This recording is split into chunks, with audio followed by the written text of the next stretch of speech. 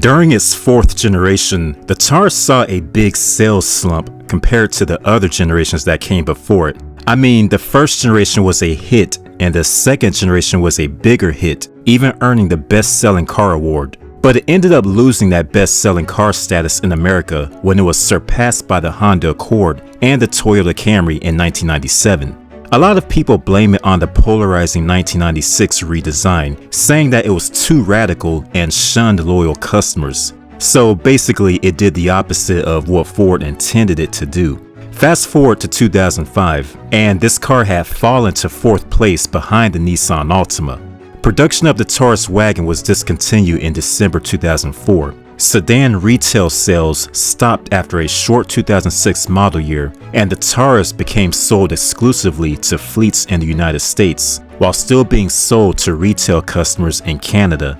Production ended in October 2006. The last Ford Taurus rolled off the assembly line, and that's pretty much how the story of this once successful model ended. So rather than offering you a brand new Taurus, Ford decided to offer two different sedans, the new full-size 500 and the mid-size Fusion. And if you wanted a new Taurus wagon, well, you had to go get the Freestyle crossover SUV instead.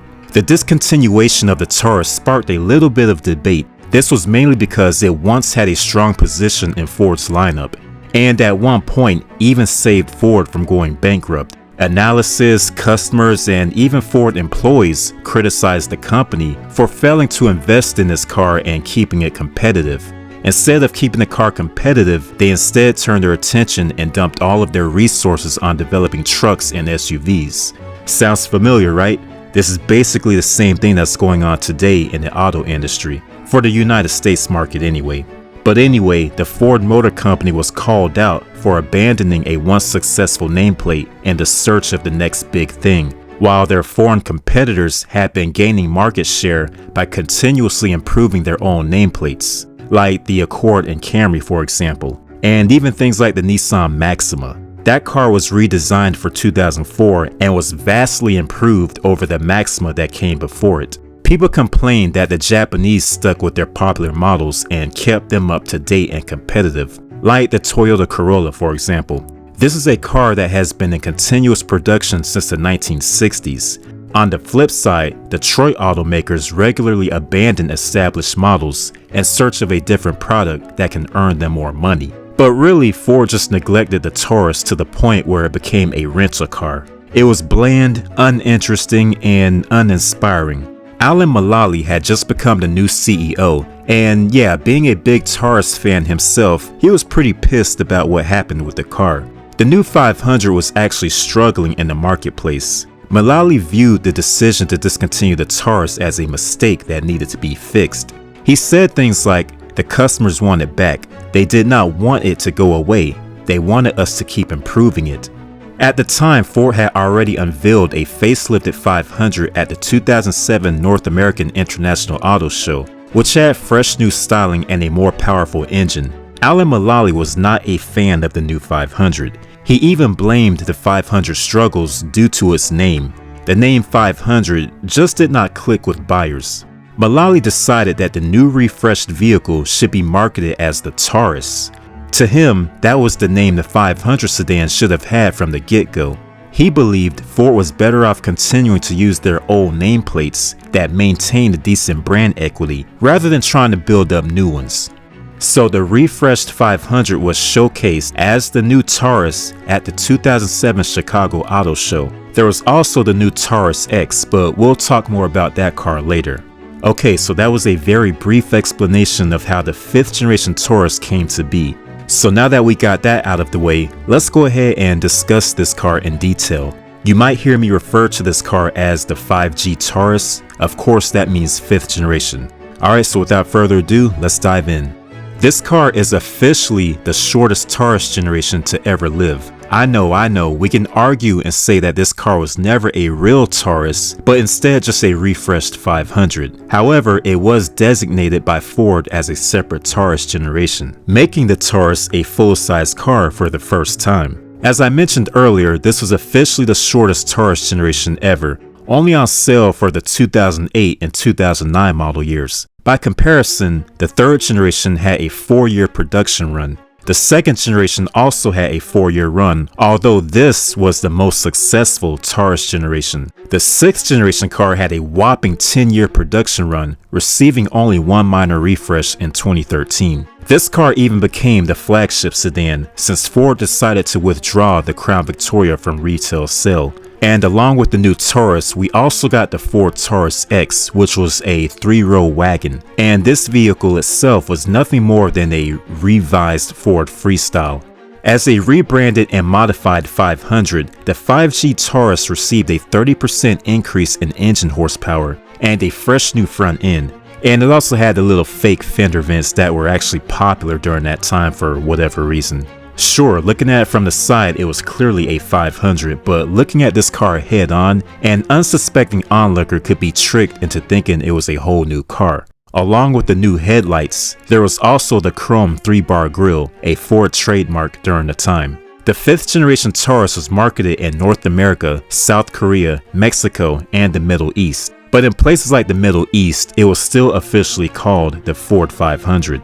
Naturally, this new Taurus adopted the D3 architecture, which was introduced by the outgoing 500. With that being said, the Taurus gained all-wheel drive as an option for the first time, along with a 6-speed automatic transmission and a standard overhead cam V6 engine.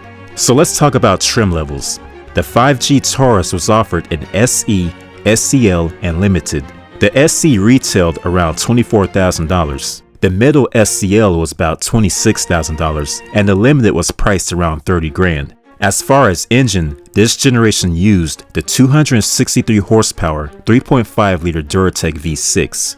For comparison, the outgoing 500 had a 203 horsepower Duratec 3-liter V6, although many customers say that the 500's engine was more reliable than the Taurus. So back when the 500 was launched, it did have a Mercury counterpart like most Fords of that era. Of course, there were a few exceptions like the Thunderbird, the Mustang, and a few others, but for the most part, each Ford had a Mercury counterpart. When the 500 was rebranded into the Taurus, the Montego became the new Sable. This car was also designated as a 5th generation sedan, but it did not stick around for very long. This was the final version of the Sable, and also the shortest Sable generation, only lasting for 2008 and 2009. In my area, I see way more 4th generation cars than 5th generation cars. Lincoln, on the other hand, did not market a counterpart of the Taurus as the Continental, but the upcoming Lincoln MKS would be designed from the 6th generation Taurus.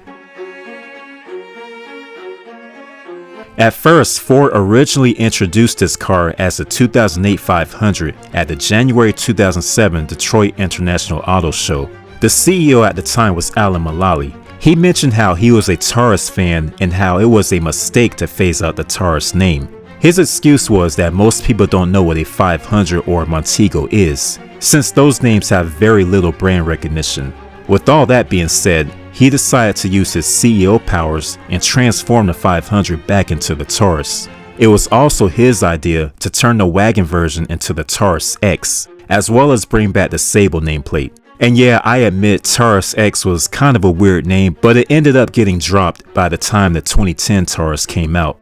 And that brings us to the 2010 Ford Taurus. This new sedan still used the D3 platform, but it was redesigned inside and out. This new Taurus was designed by Earl Lucas. He and his team started working on this car around the 2007 timeframe. It was also mentioned that the design for this new generation took inspiration from the 92 to 95 sedan, which you can clearly see from the front, side, and especially the back. I recall seeing this new generation for the first time back when it came out, and I remember thinking that it looked like a modern evolution of the 2nd generation Taurus. The 2010 Taurus was unique since it became the first version that was sold without a Mercury Sable counterpart. Of course, this was due to Mercury being phased out, but either way, the new Taurus was more upscale and felt more premium, so a Sable version probably would have been redundant at this point.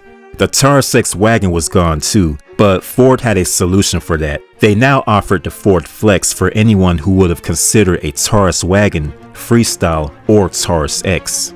Today, the Taurus is gone from the North American market, but it still lives on in other markets. like the Middle East, as a variant of the Ford Mondeo. Okay, so that's the story of the 5th generation Taurus. Let us know if you owned or drove this car. Also let us know what was your favorite Taurus generation. Can't wait to hear you guys' comments, and I will catch you in the next video.